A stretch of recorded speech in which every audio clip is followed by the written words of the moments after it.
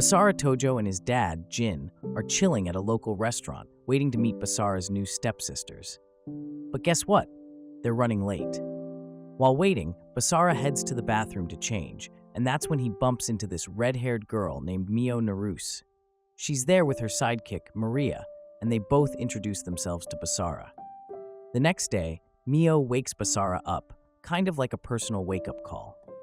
Basara gets along pretty well with his new stepsisters, and they even take a cute family photo together. Later, when Mio goes shopping, she runs into some trouble with a bunch of delinquents. Luckily, Basara shows up just in time to save her, and they manage to get away. Later on, Jin has to go on a business trip, and Mio tells Basara to leave the house. That's when things get wild. Mio reveals she's actually a demon. Maria tries to use magic to kick Basara out, but it doesn't work. Basara then drops the bomb that he's part of the hero clan and ends up kicking Mio and Maria out of the house. Jin calls Basara and warns him that Mio is in serious danger. The current demon lord is plotting to steal the power Mio inherited from her dad, Wilbert. Soon after, while Mio and Maria are up on a hill, they get attacked by an enemy. Basara rushes to the rescue, saves Mio, and tells her he came back for his family, showing her their family photo as proof. After being officially accepted into the family, Basara and Mio do a master-servant magical pact under Maria's supervision. But Maria accidentally makes Basara the master and Mio the servant. When Mio refuses to do the kiss of loyalty on Basara's hand, she gets hit with an aphrodisiac curse. Basara has to relieve Mio by touching her weak spots, which ends up with Maria getting punished by Mio later. When Basara transfers to Mio's school, he runs into his childhood friend, Yuki Nonaka. Yuki greets him with a big hug right in front of Mio and the entire class, which stirs things up even more when Mio reveals she's living with Basara. The students aren't too happy about his close relationships with both Mio and Yuki, but Basara does make a new friend, Yahiro Takagawa. After classes, Yuki pulls Basara aside and warns him to stay away from Mio. Knowing that Yuki is keeping an eye on Mio for the hero clan, Basara shares Mio's history with Yuki and tells her he wants to protect Mio. To build trust among them, Maria arranges a mixed bath for herself, Mio, and Basara, but Basara ends up collapsing. Back at school, while helping Yuki with something, Mio's curse kicks in, leaving her exhausted. Basara stays by her side in the infirmary, where the school nurse, Chisato Hasegawa, advises him to be careful about who he considers friends and enemies. While Basara is unconscious, stray demons drawn to Mio's strength show up at the school. Yuki warns Mio not to involve Basara, saying that she'll only bring him harm. As Mio and Yuki argue, Yuki tells Mio that Basara isn't strong enough to protect her because of something that happened 5 years ago, which still haunts him. Basara shows up just in time to break up their fight. Then, a stranger, who turns out to be the one who sent the demons after Mio, appears. He warns Mio that if she becomes too much of a threat, the hero clan will see her as a target for observation and possibly killing, explaining Yuki's actions. Suddenly, another stranger shows up behind Mio, and Basara immediately tries to protect her from this new threat. After injuring Basara, the stranger blames Mio for the trouble her allies are facing. While Maria tends to Basara's wounds, Mio thinks about giving herself and her inherited powers up to the stranger to protect her friends. Just as she's about to go through with it, Yuki steps in to stop her and confronts the stranger. Yuki fights bravely, but the stranger is too strong for her. That's when Basara and Maria show up. Basara uses his banishing shift technique, and they manage to defeat the villain. However, in the process, Basara is hurt by the stranger's demon, which causes Mio to lose control of her powers. Basara eventually recovers from his injuries and calms Mio down using his banishing shift technique. After things settle, Yuki gives Maria a special medicine to help Basara recover and is happy to see that he has fully controlled his powers. Back at school, Basara figures out that Yahiro is actually the stranger. They agree to a temporary truce, with Basara using the threat of reporting Yahiro's failure to his superiors as leverage, showing trust in Yahiro's decision not to kill him and Maria. During their conversation, Yahiro reveals that Zalgia is the one who killed Mio's parents. Meanwhile, Jin makes a mysterious call to someone unknown. After Yahiro's defeat, Basara wakes up to find Maria lying on top of him, trying to seduce him. He then accidentally walks in on a naked Mio in the bathroom and has Yuki offering to bathe with him, which triggers Mio's curse again. At a local restaurant, Yahiro tells Basara that his allies are planning to send reinforcements to observe Mio and explains more about the curse affecting Basara and Mio's pact. Chisato joins their table, and later, Basara shares his recent troubles with her. Meanwhile, Yahiro meets up with the reinforcements sent by his allies and receives orders from Zest, who is Zolgia's protege. Basara confirms his findings about Mio's curse with Maria, and they play a dating sim to improve trust between Basara and Mio. However, Mio ends up dragging Maria away from the game. At the same time, a trio of Hero Clan members, Kyoichi Shiba, Takashi Hayase, and Kurumi Nonaka, are plotting to kill Mio. After Yuki rescues Basara from a group of school delinquents, she asks him out on a date. During Basara and Yuki's date, Mio shows up and things get tense. While Yuki gets separated from the group, a demon named Valga attacks Basara, Mio, and Maria. Thankfully, Takashi and his weapon, Byakko, swoop in and defeat Valga. Then, Shiba shows up and introduces himself as an observer. He challenges Basara and his crew to a 3v3 match the following week. With Jin's approval, Basara and the gang dive into some serious training. After a bunch of intense training sessions, Basara and Mio decide to get close to build up their camaraderie and powers. Meanwhile, Yahiro warns Basara that he might have to intervene and take out the Hero Clan members, including Yuki, if they try to harm Mio. Despite Yuki's plea to back out of the fight, Basara hands her a spare key to his house and insists on continuing. Eventually, both teams get ready for the showdown at the agreed-upon location.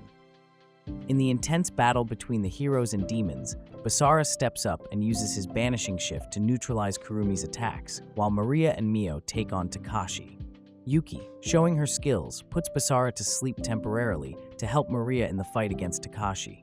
Meanwhile, as Basara rests, Kurumi keeps an eye on him. Mio's voice manages to wake him, just in time to save Yuki from a fatal blow by blocking Takashi's attack. As Takashi struggles, his weapon, Byakko, senses danger and transforms into a guardian beast. Basara and Yuki, with their combined strength, manage to overpower Byakko. When Takashi asks Basara to end him, Basara refuses, declaring them as friends. Mio gives Takashi a piece of her mind for underestimating Basara. With the barrier weakened, Shiba intervenes, announcing their retreat due to the chaos caused by Byakko's loss of control. He takes Yuki with him as they leave the battlefield. So, it's been 10 days since the whole hero incident went down, and Yuki's decided to move in with Basara and his family to keep an eye on Mio.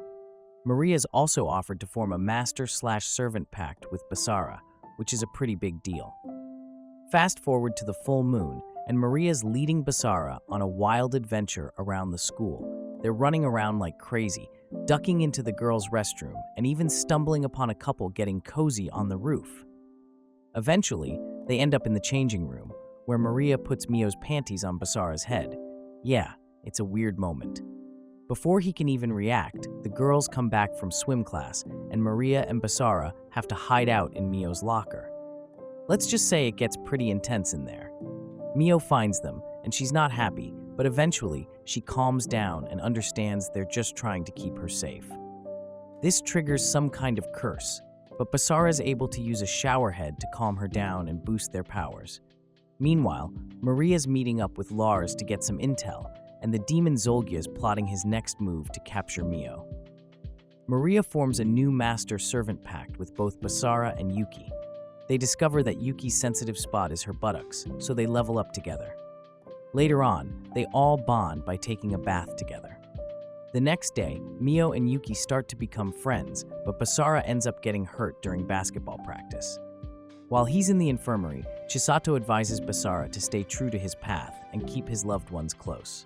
As Basara changes, one of Mio's friends tries to get close to him, but comes on too strong. Mio and Yuki show up, and Mio gets jealous and storms off. That's when Yuki realizes something's off. The girls are possessed, and it's an ambush.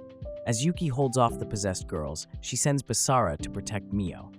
However, when Basara gets close, Zest and Maria swoop in, snatch Mio, and escape to Zolgia's realm. In Zolgia's realm, he tries to harm Mio, but Maria shows up with a message from the current demon lord, ordering Zolgia to assist with a new ruin.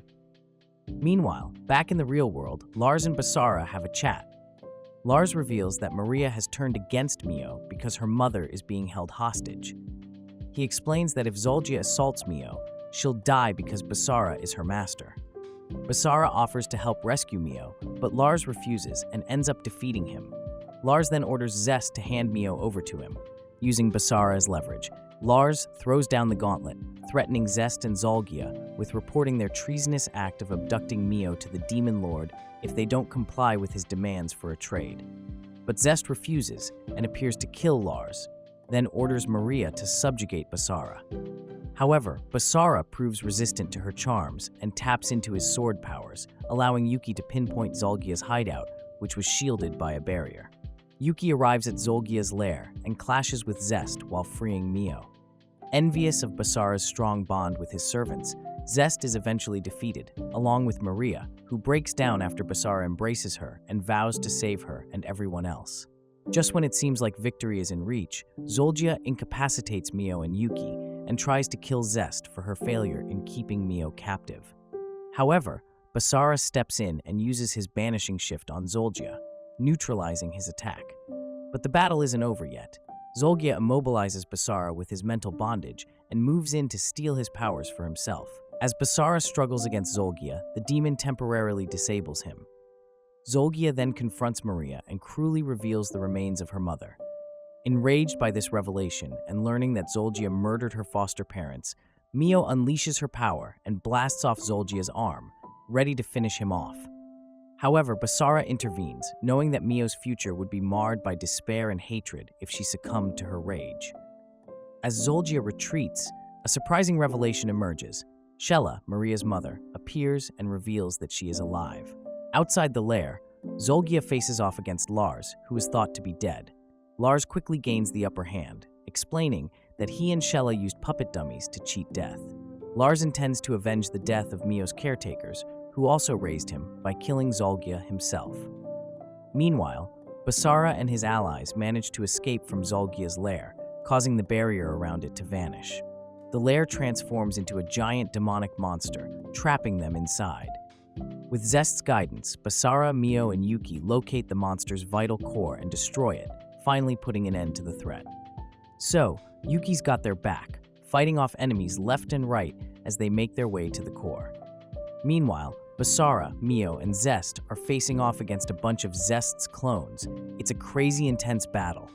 They finally reach the core, and Zest offers herself as bait to help Basara take down the beast. But Basara's not having it. He protects Zest and takes down the beast himself. After the dust settles, the girls are recovering, and Basara witnesses Lars taking out Zolgia, finally getting revenge for Mio's foster parents. Back at home, Zest pledges her loyalty to Basara, and things start to get romantic between Basara and Mio. They share a passionate kiss, and it's clear where things are headed. But Basara suddenly stops, feeling guilty for almost going too far. He apologizes for getting carried away, showing he truly cares about Mio's feelings. Just as Basara and Mio are about to share another kiss, Yuki jumps in and plants one on Basara, with Zest joining in.